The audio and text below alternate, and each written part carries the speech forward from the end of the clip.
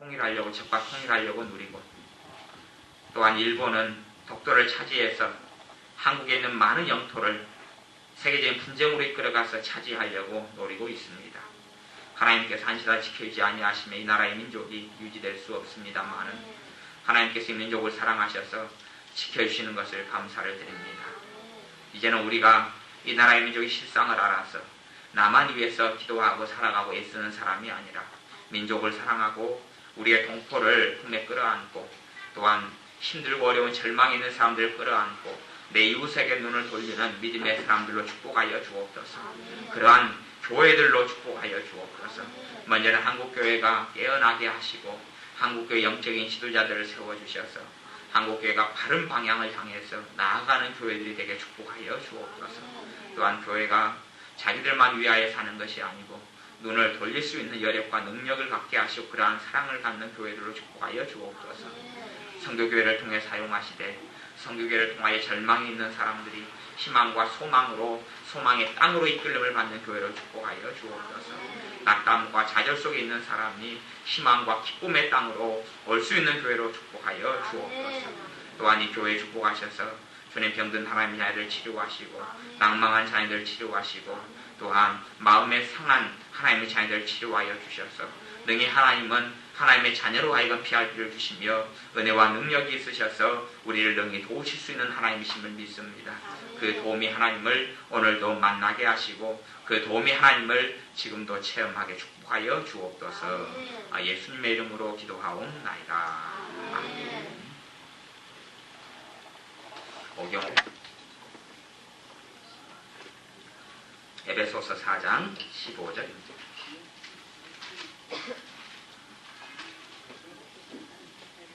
신약성경 에베소서 4장 15절 16절. 에베소서 4장 15절 16절. 주보 앞면에도 실어놨습니다. 에베소서 4장 15절 16절.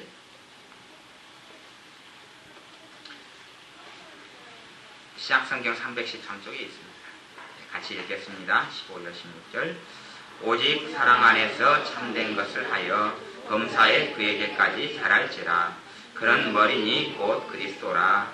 그에게서 온몸이 각 마디를 통하여 도움을 입음으로 연락하고 상합하여 각 지체의 분량대로 역사하여 그 몸을 자라게 하며 사랑 안에서 스스로 세우느니라. 아멘. 범사에 그에게까지 예수님께까지 자라가라 하신 것이 하나님의 뜻이고 예수님의 말씀입니다. 이 교회라는 것이 여러분이 이제 교회지만은 사실은 여러분 안에 교회인 사람도 있고 아닌 사람도 있을 수 있습니다. 왜냐하면 여러분이 이 예배 드리는 곳에 나왔지만 이곳은 교회가 아니고 예배당이고 하나님을 믿고 하나님을 통해서 하나님의 성령이 요 안에 들어온 사람만 교회입니다. 사실은 교회는 건물을 가리키는 말이 아니에요. 근데 여기서 성교교회 그랬지만 그렇게 해놓고 성교교회가 모이는 예배당 그렇게 사실은 본래 써야 되는데 그걸 잘 쓸 자리가 없어요. 좁아가지고. 그래서 안 써놨지만 여러분 가운데 정말로 예수님이 안에 들어오시고 예수님을 통하여 누구를 받은 사람요? 성령을 받은 사람. 그래서 성령의 전이 된 사람만 교회라 그렇게 이야기합니다. 여러분 가운데 교회인 사람도 있고 아닌 사람도 사실은 있을 수 있어요. 모이지만 하나님께서는 그걸 아시는 거예요. 근데 교회라는 것이 교회를 하나님께서 교회로 여러분을 모이게 하셨을 때는 하나님께 여러분에게 주시고자 하는 축복과 은혜들이 가득히 참으로 많이 있어요. 근데 하나님을 믿는 자녀들이 하나님께 주시고자 하는 것을 정말로 못 누리는 일들이 많이 있어요. 제가 다시 요즘에 천국 갔다 온 사람들의 간증을 들어보거나 다시 책을 다시 유의해 보는데 그런 일들을 자주 좀 접하는 것 같아요.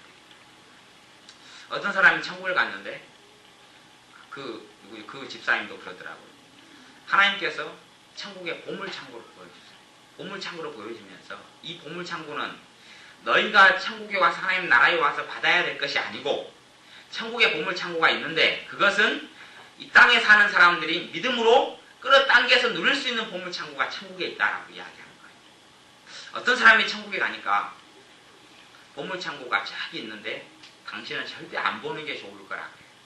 왜 안 보는 게 좋냐 하면 이 사람이 이제 인생이 거의 다 이제 끝나가고 있어요. 인생이 죽을 때가 가까이 돼서 하나님을 사모하다가 보물창고를 자기 마음대로 살아가다가 노년에 하나님을 만나고 하나님 은혜로 천국에 왔어요. 근데 자기의 보물창고가 있는데 열쇠로 꽉 잠겨 있어요. 그래서 보물창고가 자기를 위해 있다 그러니까 너무 좋아서 자기를 천국 구경시켜준 천사한테 내 보물창고로 왜 나로 하여금 구경을 못하게 합니까? 그러니까 안 보는 게 당신의 신상에 좋을 거예요. 왜냐하면 이 보물창고는 당신 생애 동안에 누려야 될 하나님의 축복이 쌓이게 있었는데 사실은 당신이 하나도 못 누리지 못해서 당신이 곧 이 땅을 떠나면서 없어질 거예요. 딴 사람한테 다 가버릴 거예요. 그래서 당신이 못 누렸던 땅에 살아갈 동안에 못 누렸던 축복, 그 축복이 이 보물창고에 있다라고 이야기해요. 창고를 여니까 그 사람이 생각하지 못했던 거예요. 자기는 맨날 몸이 아파서 결결했는데 가장 먼저 쌓였던 것이 건강의 축복부터 자기가 경제적으로 어려웠는데 경제적인 축복부터 자기가 생각했던 것 그런 것들이 많이 쌓여있는 걸 보면서 괜히 봤다. 눈만 베렸다. 왜냐하면 죽을 날이 이제 얼마 안 남았다. 그리고 다시 천국에서 땅으로 돌아왔다. 그런 일들이 우리들에게는 일어나지 않았으면 좋겠습니다. 근데 그 축복을 누리는 방법이 사실은 쉽지 않습니다. 왜 쉽지 않냐 그러면 교회를 통한 축복을 사람들이 생각하지 못하고 자각하지 못하고 알지 못하기 때문에 그렇습니다. 교회라는 것 첫째는 하나님을 믿고 예수를 믿는 사람 우리 한 사람을 가리킨다고 그랬습니다. 하지만 또 교회에 다른 의미가 있습니다. 그것은 우리가 이렇게 여러 명으로 모여있는 우리를 이야기하는 거예요. 우리 이렇게 20명, 30명, 40명, 50명이 모여있는 우리를 이야기해요. 우리가 여기 보면 성경에 오늘 보면 15절 다시 제가 읽어봅니다. 오직 사랑 안에서 참된 것을 하여 범사에 그에게까지 자랄지라 그는 머리니 곧 그리스도라. 누가 머리라 그럽니까? 예수님이. 예수 그리스도가 머리다. 그럼 우리는 어디에겠어요? 예수님이 머리면 우리는 몸이에요. 몸. 우리는 요 밑으로인데 요 밑에 중에서 우리가 온전할 것 같습니까? 안 온전할 것 같습니까? 우리는 온전하지 않아요. 우리는 그 중에서 한 부분에 불과해요. 여러분 중에서 어떤 사람은 발가락일 수도 있어요. 발가락부터 엄지발가락일 수도 있어요. 어떤 사람은 발목일 수도 있고 손목일 수도 있어요. 손목만으로 인생을 온전하게 살 수가 없어요. 발목만으로 살 수 없어요. 발 하나일 수도 있어요. 여러분 중에서 능력이 아주 대단한 사람은 발 하나까지도 될 수 있어요. 발 하나만 있으면 그 사람이 아니에요? 아니에요. 그거 발이에요. 그냥. 능력이 대단해서 손 하나였어요. 어떤 사람은요 그냥 별볼이 없어서 새끼 손가락에 손톱일 수도 있어요. 하지만 여러분은 각 몸, 교회라는 전체적인 이 한 몸에서 한 부분일 뿐이에요. 그걸 어떻게 하나님의 자녀들이 깨닫고 알아가느냐예요. 여러분이 기도할 때도 여러분 착각을 해요. 나는 온전한 존재다라고 착각을 해요. 온전한 존재이기 때문에 나를 위해서 기도하고 나만 위해서 기도하고 나를 위해서 살아가요. 하지만 그것이 하나님께 준비한 하나님의 천국의 보화 창고를 열지 못하는 가장 큰 이유가 되어져 버리고 말아요. 여러분이 팔입니다. 이팔이에요. 이팔이 건강해. 너무 건강해. 근데 이팔이 어느 날 다쳤어요. 그리고 피가 나고 고름이 맺혔어요. 그럼 이팔이 다쳤으면 어느 팔로 치료해 줄 수 있습니까? 이 팔로 치료해 줄 수 있거든요. 근데 아니 니하고 나하고 상관없어. 이 팔이 아니었어. 니는 필요 없어. 그리고 쳐버리고 내비둬버려요. 나중에는 어느 팔도 죽겠습니까? 이 팔도 죽을 수밖에 없어요. 여러분은 알지 못해요. 여러분 옆에 있는 사람이 절망해서 죽어가면 내일이 아니야. 뭐 점수 틀리면 교회 옮겨버리지. 하지만 옮겨도 예수님이 머리고 그 안에 몸에 속해 있는 건 변함이 없어요. 그리고 그 중에서 특별히 선교 교회를 모이게 하셨기 때문에 이 안에서 여러분 옆 사람이 죽어가면 누구도 죽어간다고 이야기하시는 거예요. 여러분도 죽어간다고 이야기하시는 거예요. 또 거꾸로 여러분이 죽어가면 누구도 죽어가요. 여러분 옆 사람도 죽어가요. 그걸 이야기하시는 거예요. 남편과 아내가 결혼해 살았어요. 남편이 비참한 절망 가운데 살아가면 누구도 절망 속에 살겠습니까? 아내도 절망에 살 수밖에 없어요. 아니 아내는 절망 속에 사는데 남편은 춤추고 돌아다니고 맨날 잔치할 일이 있겠습니까? 자식이 있어요. 자식이 비참한 절망 가운데 살아가요. 그러면 부모가 행복하고 자기는 춤추고 살아갑니까? 안 그래요. 왜냐하면 가정이라는 한 몸이기 때문에. 교회도 마찬가지. 영적인 세계에서는 교회에서도 통일한 일이 벌어져요. 그래서 16절에 보면 그에게서 온몸이 각 마디를 통하여 도움을 입음으로 서로 뭐 해야 돼요? 마디를 통하여 도움을 입어야 돼요. 첫째는 누구로에서부터요? 그에게 예수님께로부터 은혜와 기쁨과 사랑을 공급받아야 돼.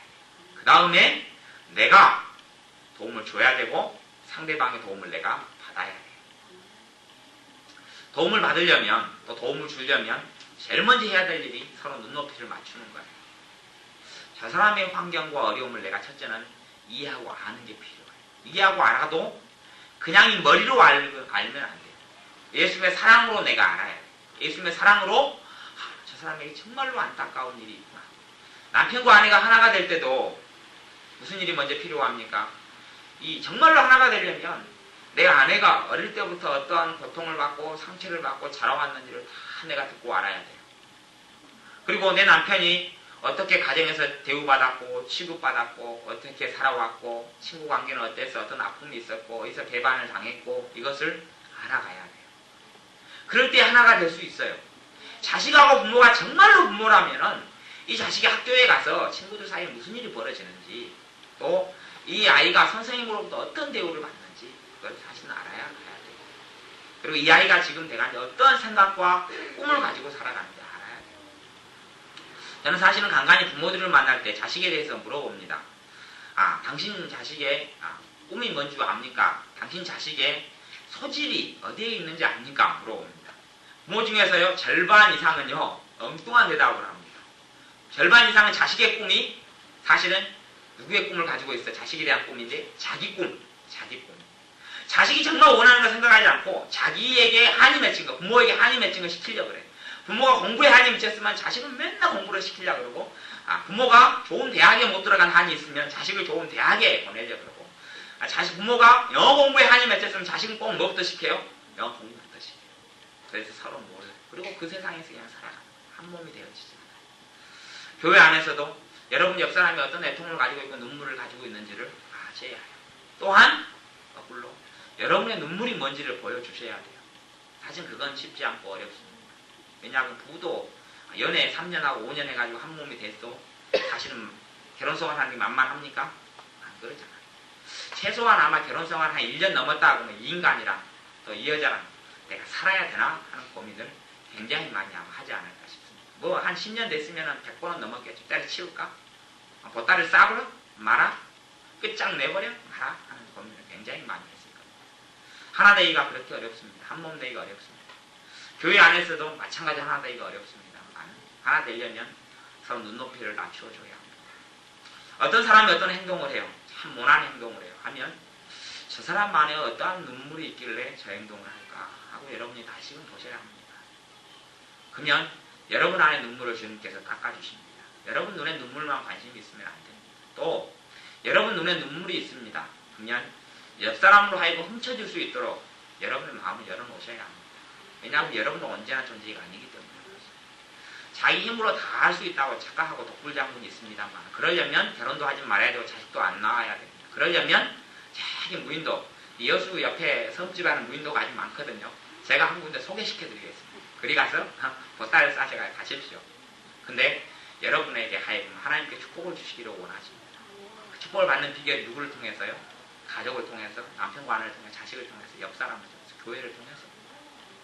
어떻게 하면 그들과 마음이 통하는가예요. 어떻게 하면 서로 그 깊은 아픔을 나누고도 상처를 주지 않고 감싸고 받아줄 수 있는가예요. 우리의 삶의 현재에 살아가는 것은 대부분은요. 과거 때문에 현재의 내가 어떤 걸 선택하고 판단하고 합니다. 어떤 사람이 이사를 간다 그러면은 그것이 어떤 것보다는 내가 여수에서 순천으로 가버리거나 아니면 여수에서 저 강원도로 가버리거나 그런 일이 있으면 사실은 그 안에 숨겨있던 동기들이 있어요. 그 삶에 그 사람을 과거에서도 이끌어왔던 어떤 것이 그 사람을 하여금 지금 선택을 하게 해요. 그냥 단순히 겉에만 드러나는 것을 그렇게 살지는 않아요. 어떤 사람이 모난 행동을 해요. 그 사람 안에 있는 어떠한 과거들이 쌓여서 모난 행동을 하는 거예요. 부부끼리 싸웠어요. 성기를 냈어요. 남편이 성기를 내가지고 파락파락 성기를 내고 각시가 성기를 냈어요. 사실은 근데 가만히 여러분이 깊이 따지고 드러나가 보면 얼마 전에 그냥 아침에 기분 나빴던 것 때문에 이렇게 성기를 내는 건 아니에요. 알고 보면요. 2년 전에 있었던 것, 5년 전에 있었던 것, 10년 전에 있었던 것, 또 심지어 태묵은 5살 때 있었던 것까지 다 거슬러 올라가요. 어떤 아이는 꼭 어른만 만나면 대드는 사람이 있어요. 청년이 됐는데 어른만 만나면 대들어요. 나중에 그 사연을 들어보니까 학교에 들어갈 때마다 선생님들이 그렇게 악독한 사람들이 많았어요. 선생님 사이에 너무 선생님만 만나면 선생님이 차별되고 하고 이상한 별명을 만들어서 욕하고 그러면서 이제 어른에 대해서 자기보다 상대적 연장자에 대해서 항상 거부감이 마음속에 생겼어요. 아니, 결혼했는데 남자가 장인하고 사이가 안 좋아요. 장인은 좋은데 이 사람은 거부감이 들어요. 삐딱하게 보이는 거예요. 자기 아버지도 삐딱하게 보여요. 주변에 있는 직장 상사도 삐딱하게 보여요. 그러면 삶이 꼬여가는 거예요.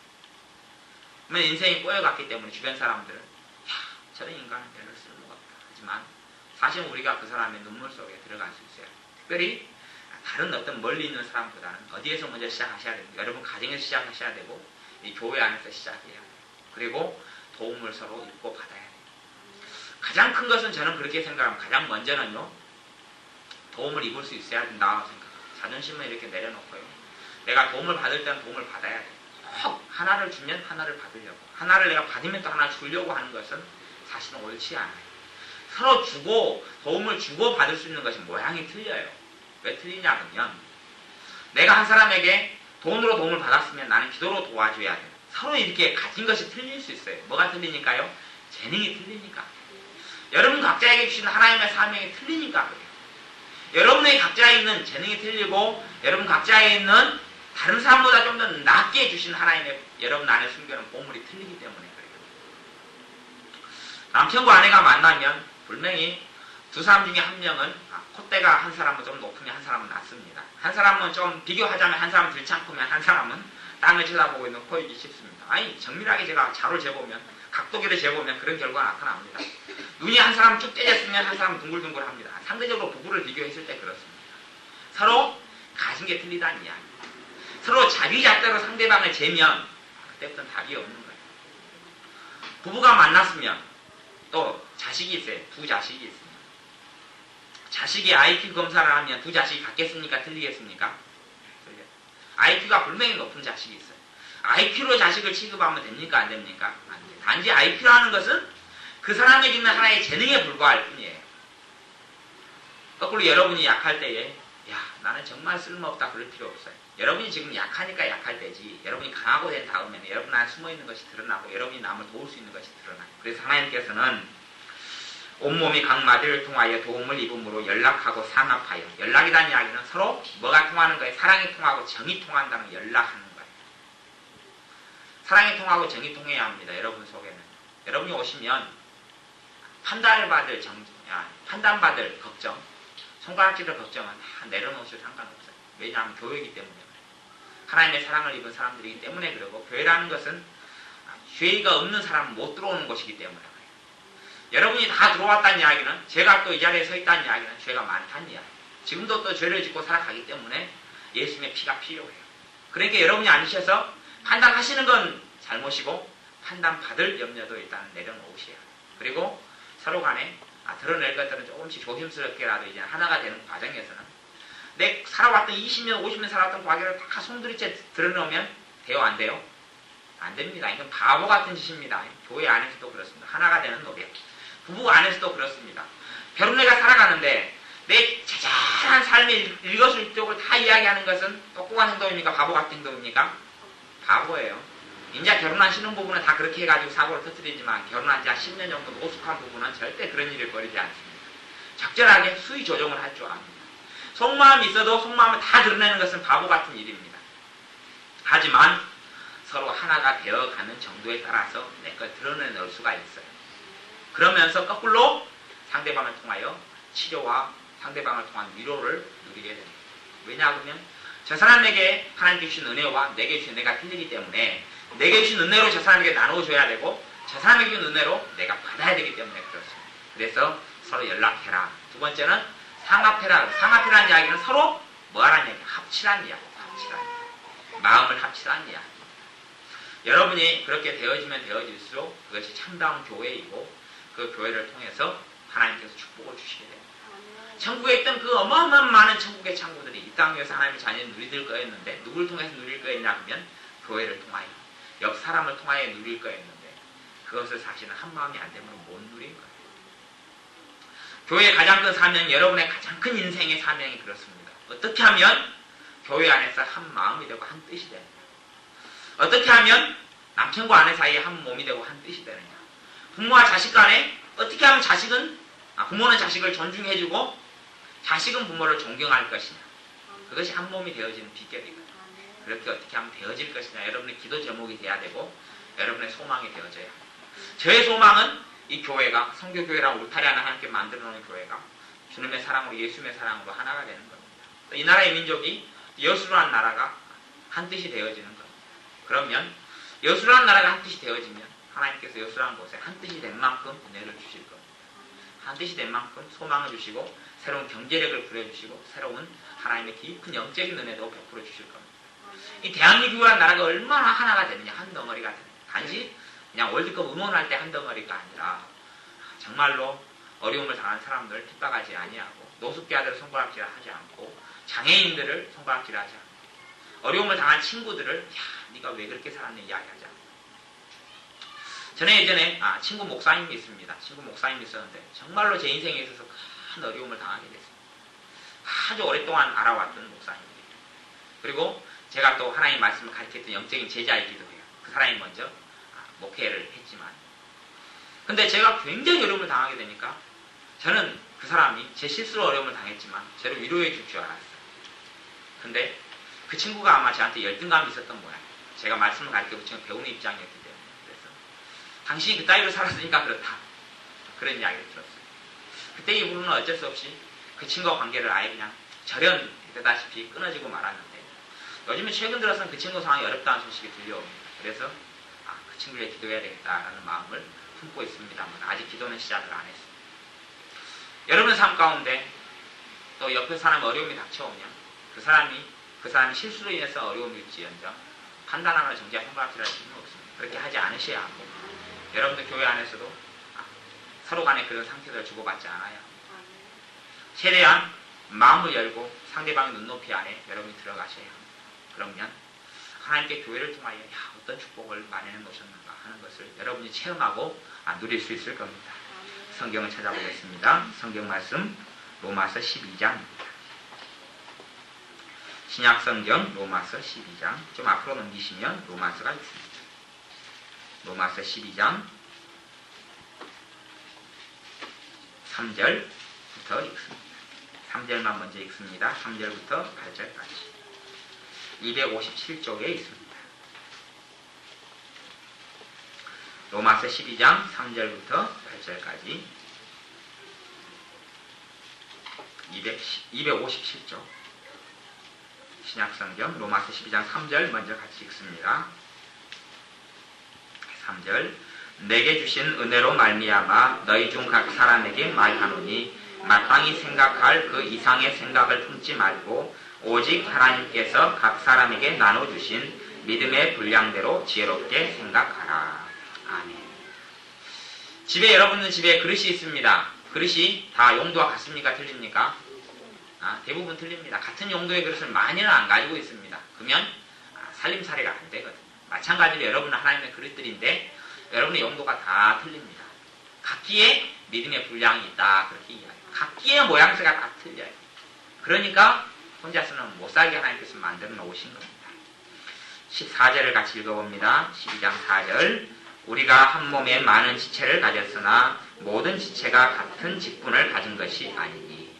여러분의 평생에 해야 될 것이 한 몸에 안에 여러 지체는 여러분이 이야기합니다. 여러분이 한 부분인데 그 부분들이 다 똑같은 일을 하는 게 아니다. 똑같이 살아갈 수 없어요. 다 달라요. 첫째는 여러분이 다르다는 것을 아셔야 해요. 서로 간에 틀리고 여러분 안에 하나님께서 여러분의 평생 동안 무엇을 하며 살아야 될지도 여러분이 기도하시면서 그 응답을 받으셔야 돼요. 여러분 누구를 위해 살아야 되느냐는 답이 정해져 있어요. 누구를 위해 살아야 합니까? 하나님을 위해서 여러분은 사셔야 돼요. 하나님을 위해서 사는 건 여러분 인생의 답이에요. 하나님을 위해서 얼만큼 사는가에 따라서 하나님을 위해서 사는 길이 여러분을 위해서 사는 길이에요. 내 형제와 여러분 옆에 사람과 하나가 되는 길이 바로 여러분 자신을 위하는 길이에요. 내 자신은 너무나 소중하고 중요합니다. 나를 위해서 챙기고 입히고 나를 키우고 잘 입히고 씻기는 것은 너무 중요합니다. 저도 제 자신이 너무 중요하니까 어제는 목욕을 가서 다 열심히 씻겨줬습니다. 한 2주일 만에. 근데 여러분 자신을 가장 위하는 방법이 있다. 자기 자신을 위하는 건 잘못이 아니고 죄가 아니에요. 근데 사람들은 정말로 자기를 위하는 비결을 몰라요. 그냥 자기 세계만 빠져들면 자기가 위해질 줄 알아요. 근데 주님은 그렇지 않으세요. 정말로 너를 위하느냐? 그러면 옆에 사람을 섬겨주고 사랑해라. 그러면 너 자신이 그렇게 높아지고 커지고 위대해지리라. 예수님께서 그렇게 말씀하셨어요. 나는 내가 위대해지기 위해서 섬기러 왔다. 죄인을 위해서 내 목숨을 내놓으러 왔다. 너희들도 그러한 삶을 살아가면 살아갈수록 얼마나 하나님께서 여러분에게 주시고자 하는 그 은혜가 뭔지를 체험하고 깨닫게 될 것이다. 그렇게 예수님께서 말씀하셨어요. 여러분의 기도 제목이 내가 내 옆사람을 무엇으로 섬길 것이 있습니까? 여러분 안에는요 쓸모없는 사람이 아무도 없어요. 여러분 안에는 굉장히 귀한 보물과 보화들이 있어요. 그 보물과 보화들을 통해서 부부나 서로나 옆사람의 이웃이나 동료들을 섬기고 도와줄 수 있어요. 모양새가 틀리거든요. 12장 4절을 읽어봅니다. 4절부터 8절까지. 우리가 한 몸에 많은 지체를 가졌으나 모든 지체가 같은 직분을 가진 것이 아니니 이와 같이 우리 많은 사람이 그리스도 안에서 한 몸이 되어 서로 지체가 되었느니라. 서로 지체가 되었다는 이야기는 서로 도와줄 수 있도록 부르심을 받았다는 이야기. 그 교회의 사명이 여러분의 사명이에요. 서로를 도와주도록 불렀는데 안 도와줘요. 여러분이 다급해서 구급차를 불렀어요. 119 대원을 불렀어요. 근데 와서 집 구경하고 있어요. 여러분 삽니까? 죽습니까? 죽어요. 여러분 옆사람, 바로 옆사람이 있는 이유가 뭐냐 그러면 여러분이 어려울 때 도와주러 옆사람이 있어요. 옆사람이 쇼핑 다니고 있어요. 여러분이 참 고통스러울 때. 그럼 옆사람은 죽고 거꾸로 여러분이 어려울 때 인생이라는 굴곡을 타요. 항상 좋은 날만 100년 동안 있다가 인생이 죽습니까? 안 그럽니다. 올해가 좋으면 내년은 좀 안 좋았다가 그 다음에는 좀 좋았다가 또 그냥 꼭대기까지 올라갔다가 높이 올라간 만큼 또 얼마나 떨어집니까? 많이 떨어집니다. 그래서 비행기 태우지 마라 그러잖아요. 너무 미모에 대해서 칭찬을 많이 하면 다 떨어질까 무섭습니다. 왜냐하면 높이 올라간 만큼 높이 떨어질 수밖에 없어요. 가장 좋은 시대. IMF가 터지기 전에가 우리나라가 얼마나 잘 살았는지 아십니까? 완전히 천국과 지옥을 왔다 갔다 해버리는 거예요. 왜냐하면 인생사도 그렇기 때문에. 그래서 하나님께서는 너희가 오늘과 내일을 미루어 짐작할 수 없게 만들어놨다. 그러므로 인생사가 뭔지를 모르게 만들어서 하나님을 섬길 수밖에, 하나님을 찾을 수밖에 없도록 만들어놨다. 그렇게 전도서에서 이야기합니다.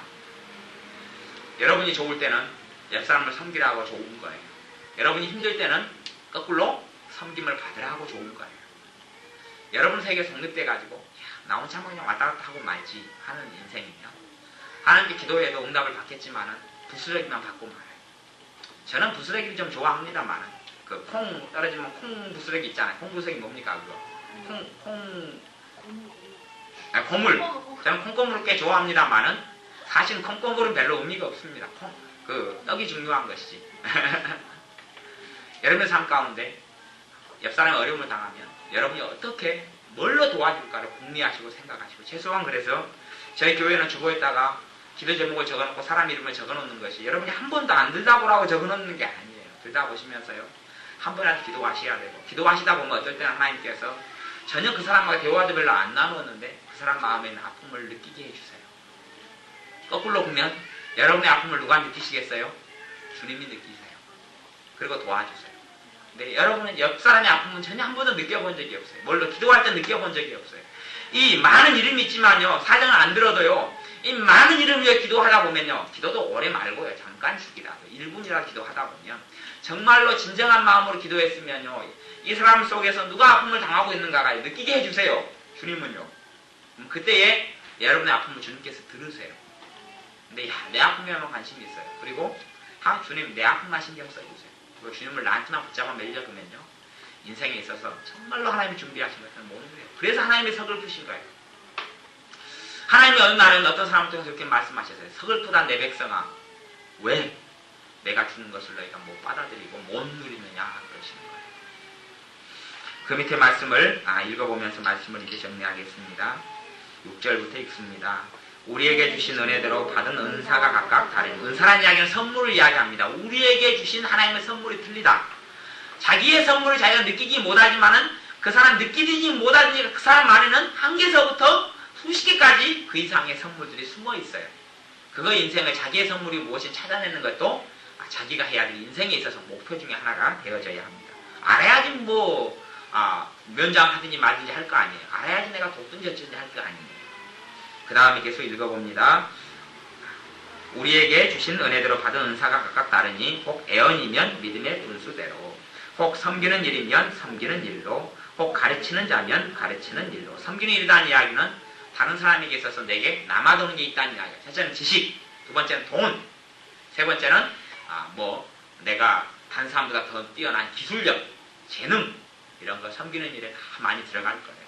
애언 같은 경우는 특별히 자기를 통해서 하나님이 쉬 말씀하시는 사람, 자기를 통해서 쉬 밤날이나 아니면 새로운 깨달음을 줄 수 있는 사람이 애언 은사를 가진 사람, 애언의 선물을 가진 사람, 그런 사람이든지, 그 다음에 가르치는 자면 가르치는 재능을 하나님께 준 사람들이 있어요. 그 사람은 내가 가르침을 받아야 돼. 가르치는 재능을 줬다 해서 나보다 높은 게 아니에요. 나보다 위대한 게 아니에요. 단지 저 사람은 가르치는 재능이 있어 내가 그 도움을 받으면 되고, 내가 섬기는 하나님의 선물이 있으면 내가 섬기는 걸로 도와주면 되는 거예요. 그 밑에 8절 읽어봅니다. 혹 권위하는 자면 권위하는 일로. 권위하는 건 뭐냐 그러면 위로해주는 것을 이야기해요. 위로해주는 것, 권면하고 위로해주는 것. 그것이 하나님께서 선물 중에 하나래요. 우리는 선물이다 그러면 뭐 재능이다 그러면은 미술, 음악 이런 게만 생각하잖아요. 근데 내가 저 사람의 아픔을 느껴서 저 사람을 위로해주는 것도 하나님이 주신 선물 중에 하나예요. 죽을 때까지 그걸 하고 살아가는 게 어떤 사람에게는 하나님이 주신 가장 큰 위대한 선물의 하나가 되어지는 거예요. 그 다음 읽어봅니다. 구제하는 자는 성실함으로. 구제하려면 뭐가 있어야 합니까? 뭐가 있어야 됩니까? 구제하려면 돈이 있어야 돼. 돈. 어떤 사람에게 주신 돈, 의외로요, 그냥 하는 일마다 너무 잘 되는 사람들이 있어요. 하나님의 자녀 가운데. 그 사람이 기도도 별로 않고 그저 그렇게 살고 지 성질대로 살아도요, 하는 일마다 잘 되는 사람이 있어요. 몇 명 중에 하나가 있냐 그러면 제가 보면요, 통계 정도 내면 20명에서 1명 꼴 정도 있어요. 20명에서 1명 꼴 정도. 되는 일마다, 하는 일마다 잘 돼요. 왜 그러겠어요? 무슨 사명이 있으니까요? 구제하는 사명이 있으니까 그래요. 나머지 사람들은 이제 돈을 좀 많이 벌려면 기도하면서 두드리면서 애를 써야 돼요. 근데 어떤 사람, 20명에 1명 가까운 사람은 기도도 않고 애도 안 쓰고 자기 배만 부르려고 살아가는데 하는 삶마다 잘 되고 하는 장사마다 잘 돼요. 왜냐하면 구제하는 사명을 주셨기 때문에. 근데 자기가 하는 일마다 잘 되는 그 사람이 자그만 배부르려고 돈을 사용하고 쓰게 되고, 그러면 하나님께서 나중에 하나님께서 그 책임을 다 감당해야 돼요. 교회 가운데 그런 착각 가운데 사는 사람을 제가 간혹가다가 봤어요. 올해 1억 벌고 내년에 2억 벌고 막 이렇게 보니까 자기가 딴 사람한테 자랑하는 거예요. 내가 너무 하나님을 잘 섬겼기 때문에 이런 복을 줬다. 가난뱅이 너희들은 왜 그렇게 믿음이 없느냐? 나는 믿음을 통해서 이런 큰 돈을 벌었다 라고 이야기하는 거예요. 착각이었어요. 왜냐하면 그 사람은 구제하는 하나님으로부터 그 소명과 사명과 일을 받은 거예요. 그 사람은 자기 돈을 퍼줘야 되는 거예요. 퍼줘야 되는데 돈이 너무 아깝죠. 그거 못 해주고 거꾸로 자랑만 하고 많이. 근데 한순간에 죽었어요. 한순간 즉사했어요. 이거 장론, 그 장론. 하나님께서는 책임을 물으세요. 인생에 살고 죽는 건 하나님께 달렸어요. 어떻게 하면 내가 책임을 지느냐. 그 사람은 돈은 누렸을지 몰라 다른 건 못 누렸어요. 다른 건 못 누렸어요. 자식이 많이는 한 6명 낳았는데 그 장로님이요. 6명이 다 완전히 다 안 풀렸어요. 너무 안 풀렸어요. 그 중에서 2명은 사고로 죽고요. 4명은 둘이가 이혼하고 둘이는 살아가는데 비참하게 살아가요. 하나는 또 장애인도 태어나고. 하나님께서 사명을 잘 감당하지 못하면 하나님은 전능자이시고 창조주시고 우리의 아버지만 되시는 게 아니라 심판자이시기 때문에 인생을 심판하실 수밖에 없어요. 이 땅 위에서 심판은 단지 심판의 그림자에 불과해요. 하나님 나라에 서게 될 때에 완벽한 심판을 하세요. 왜냐하면 심판주시 창조주시기 때문에 그래요. 그 밑에 읽어봅니다. 7절 혹 섬기는 8절 처음부터 읽습니다. 혹 권위하는 자면 권위하는 일로, 구제하는 자는 성실함으로, 다스리는 자는 부지런함으로, 긍휼을 베푸는 자는 즐거움으로 할 것입니다. 아멘. 서로 하는 일이 틀리다 그래요. 그 다음에 10절을 읽어보고 말씀을 맺겠습니다. 10절, 11절 형제를 사랑하여 서로 우애하고 존경하기를 서로 먼저 하며 부지런하여 게으르지 말고 열심을 품고 주를 섬기라. 형제를 사랑하여 서로 우애하라 그러니까 여러분 생각에 내가 아빠가 낳은 내 부모님이 낳은 형제 중에서 우애하라는 이야기한다. 그렇게 들으시면 곤란해요. 이건 교회에 대해서 하는 이야기예요. 형제라는 이야기는요. 여러분이 형제예요. 누구 피로요? 예수님의 피로. 여러분 안에는 여러분 부모님 피가 아니에요. 이제 유감스럽게도. 여러분 부모님 피의 시대는 끝나버리고 말았어요. 예수님을 여러분 안에 모시고 성령을 받고 교회가 된 다음부터는 여러분 안에는 예수님의 피가 흘러요. 그렇기 때문에 사실은 피가 흐르는 부모 형제보다 가까운 사람, 내 피부치보다 가까운 사람이 교회예요. 교인이에요. 피부치보다 가까운 사람이 옆에 있는 사람들이에요. 그걸 형제라고 이야기하는 거예요. 여러분이 그냥 부모 형제라고 생각하면 착각이에요. 형제를 사랑하여 누구를요? 예수님의 피로 하나 된 사람을 사랑하여 서로 우애하라 그래요. 우애하라. 그리고 존경하기를 서로 먼저 해라. 존경이라는 것이 존경받을 사람을 존경해야 된다고 하는 것은 큰 착각입니다. 남편과 아내는 서로 존경해야 합니다. 남편이 존경받을 자격이 있어서도 아니고 아내가 존경받을 자격이 있어서도 아닙니다. 부모는 또 자식을 존경해야 합니다. 자식을 존경해야 돼요. 왜? 그 안에 하나님께서 한 존재로, 한 피조물로, 한 사랑하는 독립체로 만들어 놓으셨기 때문에 존경해야 돼요. 그리고 존중해줘야 돼요. 의사를 존중해야 돼요. 어린 시절이 지날 때부터는 의견을 물어보셔야 돼요.